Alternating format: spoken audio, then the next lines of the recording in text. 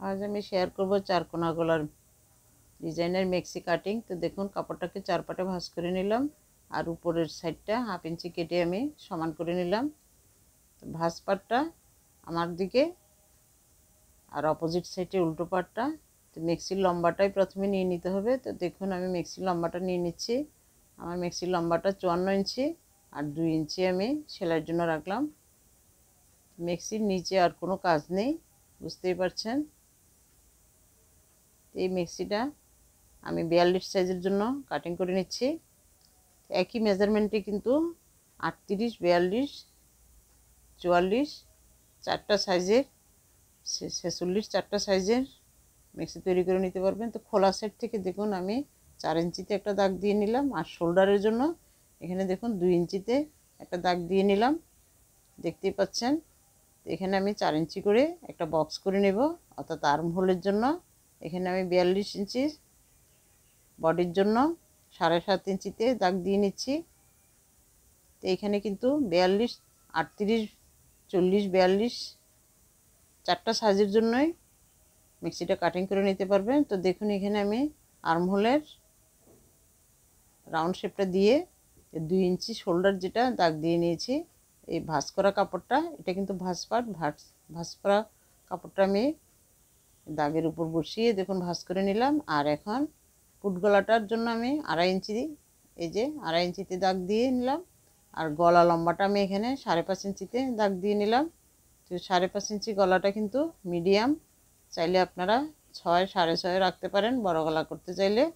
তো এখানে আমি গলাটা বক্স করে নিয়ে রাউন্ড শেপ দিব না, অর্থাৎ এটা আমি স্কোয়ার গলার ডিজাইন করব, বুঝতেই পারছেন। এই জন্য আমি এইভাবেই রাখলাম। আর এখানে ইউকটা আমি একসাথে কেটে নিব। ইউকের জন্য আমি 2.5 ইঞ্চি দেখুন এইভাবে সোজা 2.5 ইঞ্চি করে দাগ দিয়ে নিলাম। নিচ থেকেও এই যে 2.5 ইঞ্চিতে দাগ দিয়ে নিলাম। এখানেও আমি 2.5 ইঞ্চিতে দাগ দিয়ে দেখুন একটা বক্স করে নিলাম। তো এটা কিন্তু আমরা যদি এইভাবে রাউন্ড শেপ করে নিই, এই যে রাউন্ড শেপ করে নিলে এটা গোল গলার মিক্সি হয়ে যাবে। এখন আমি রাউন্ড শেপ করে নিয়ে স্কোয়ার রেখে দিলাম।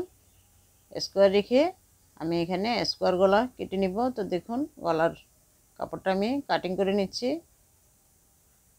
এখন আমি ইউকটা কাটিং করে নিব। এই যে ইউকের কাপড়টা আমি কাটিং করে নিলাম। তো এখন আমি ঘুরিয়ে আমার কাটার সুবিধার্থে আর্মহোলের কাপড়টাও কেটে নিলাম, দেখতেই পাচ্ছেন। তো ডিজাইনটা কেমন হবে আমি একটু দেখিয়ে দিচ্ছি। এইভাবে কুচিটা এইখানেই হবে আর বাকিটা এইভাবে সেলাই করব, বুঝতেই পারছেন। এখানে কিন্তু ইউকটা আমি একসাথে কেটে নিয়েছি, তাও একটু দেখিয়ে দিলাম, যেহেতু এখানে দেখুন কাপড়টা 4 পাটে, বুঝতেই পারছেন। ইউকটাও কিন্তু আমার একসাথে, এই যে 2টা ইউক, অর্থাৎ সামনের পাট পেছনের পাট 4 পাট করে কেটে নিলাম, অর্থাৎ 2টা ইউকে আমি একসাথে কেটে নিলাম। তো এখানে ভাঁজ পাটটা জয়েন্টটা আমি কেটে নিলাম। আর একটা কথা দেখুন এইভাবে যখন আমরা সেলাই করব শোল্ডারটা কিন্তু এখানে 1/4 শর্ট হয়ে যাবে, বুঝতেই পারছেন। এই জন্য আমি আর্মহোলের কাপড়টা আমি 7.5 ইঞ্চি রাউন্ড করে কেটে নিয়েছি। এখানে কিন্তু আর কোনো সমস্যাই হবে না। তো এইভাবে কেটে নিলে সুন্দর একটা মিক্সি তৈরি করে নিতে পারবেন। তো হাতার কাপড়টা আমি কাটিং করে নিয়েছি। আমি কিন্তু এখানে 4টা সাইজের জন্য এই মিক্সিটা করতে পারবো। 38, 40, 42, 44 চারটা সাইজ এই মেজারমেন্টে করলে একদম পারফেক্ট হবে। তো দেখুন হাতার কাপড়টা আমার এখানে 3/4 হাতা হবে। 3.5 ইঞ্চিতে দাগ কেটে আমি হাতার কাপড়টাও কেটে নিচ্ছি। তো দেখতে থাকুন, আমি পাইপিং দিয়ে ডিজাইন করব, খুব সুন্দর একটা ডিজাইন হবে। অবশ্যই একবার ট্রাই করে দেখবেন। আর মেক্সিটার সেলাইটা আমি শেয়ার করব। সেলাইটা যদি এইভাবে করেন একদম মেক্সিটা ফিটিংস খুব সুন্দর দেখাবে। তার এখন আমি পাইপিংয়ের জন্য কাপড় কেটে নিচ্ছি। অবশ্যই পাইপিংয়ের কাপড়টা আড়াআড়ি করে কেটে নিতে হবে, কাপড়ের সুতোটা যেন আড়াআড়ি থাকে। তো দেখুন আড়াআড়ি করে আমি 1 ইঞ্চি করে পাইপিংয়ের কাপড় কেটে নিচ্ছি। এই আড়াআড়ি পাইপিংয়ের কাপড়টা কিন্তু আমি এই ইউকের বাইরের সাইডে লাগাবো, অর্থাৎ সেলাই করব।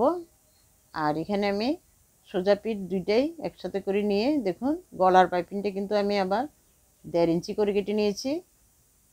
এই যে এখানে কিন্তু 1 ইঞ্চি করে পাইপিংয়ের কাপড় দিয়ে গলার পট্টি সেলাই করা যাবে না। তো দেখুন কাপড়টাকে আমি ডাবল পাটে ভাঁজ করে তো এইভাবে সেলাই করে নিচ্ছি, তাইলে কিন্তু আমার সেলাইটা একদম ইজি হবে। আর অবশ্যই এই কোণাগুলো কেটে একটু কাট দিয়ে নিতে হবে, তাইলে স্কোয়ার গলার শেপটা খুব সুন্দর উঠে আসবে। না হয় কিন্তু এটা রাউন্ড হয়ে যাবে, দেখতে ভালো লাগবে না। এইভাবে আমি পাইপিংটার চাপ সেলাই দিয়ে পাইপিংটা রেডি করে নিলাম।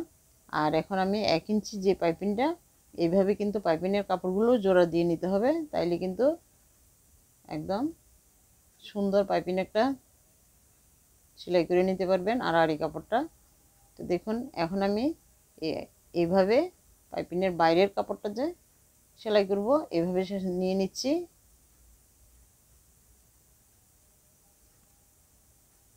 আর এইখানেও আমি কোণাগুলো একটু কাট দিয়ে পাইপিংটা এই যে চাপ সেলাই দিয়ে নিলাম।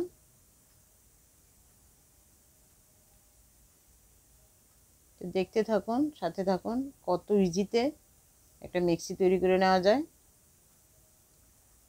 আর এটা কিন্তু খুব ইজিতেই হয়, আর দেখতে কিন্তু খুব সুন্দর দেখায়, ফিটিংসটাও সুন্দর হয়। তো অপোজিট সাইডটাও আমি একটু দেখিয়ে দিলাম। তো মেক্সিটা নিয়ে নিলাম, আর মেক্সির মিডিলে একটা কাট দিয়ে দেখুন কুচিটা কোন জায়গায় কতটুকু কাপড় বাদ দিয়ে কুচিটা করব দেখিয়ে দিচ্ছি। 3.5 ইঞ্চি এই পাশেও আমি গলার 3.5 ইঞ্চিতে দাগ দিয়ে নিচ্ছি। তো দুই পাশে 3.5 ইঞ্চি গ্যাপ রেখে মিডিলে কিন্তু আমি কুচিটা করব। তো আমি দেখিয়ে দিচ্ছি কিভাবে মেক্সিটা থাকবে, একদম এইভাবে মিডিলে কুচিটা থাকবে, অর্থাৎ খুব সুন্দর দেখায় কিন্তু এই মেক্সিটা। এইভাবে কুচিটা দিয়ে নিলে ফিটিংসটা সুন্দর হয়। আর যদি ছড়িয়ে চারিদিকে আমরা কুচিটা করি তাহলে কিন্তু মেক্সিটা একদম ঢোলা ঢোলা একদম খোলামেলা ভালো দেখায় না। তো কুচিটা কিন্তু আমি একদম ছোট ছোট করে মিডিলে করে নিয়েছি।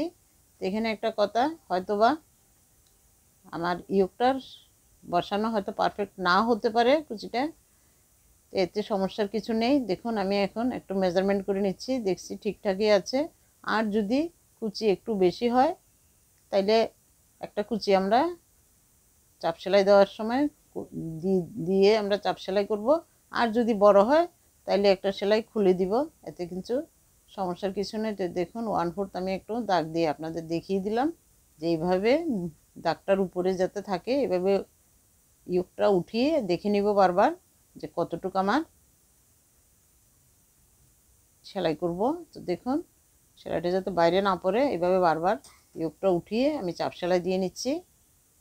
দেখুন আমার কুচিগুলো একদম পারফেক্ট মিলে ইয়োগটা একদম মিলে গেছে। এইভাবে মিলিয়ে আমি ইয়োগটা চাপ সেলাই দিয়ে বসিয়ে নিলাম। দেখুন কত ইজিতে একটা ডিজাইনের মেক্সি তৈরি হয়ে গেল। অবশ্যই একবার ট্রাই করে দেখবেন। আর এই মেক্সিটা কিন্তু ফিটিংসটা খুব সুন্দর আসে, কাছ থেকে আমি একবার দেখিয়ে দিচ্ছি।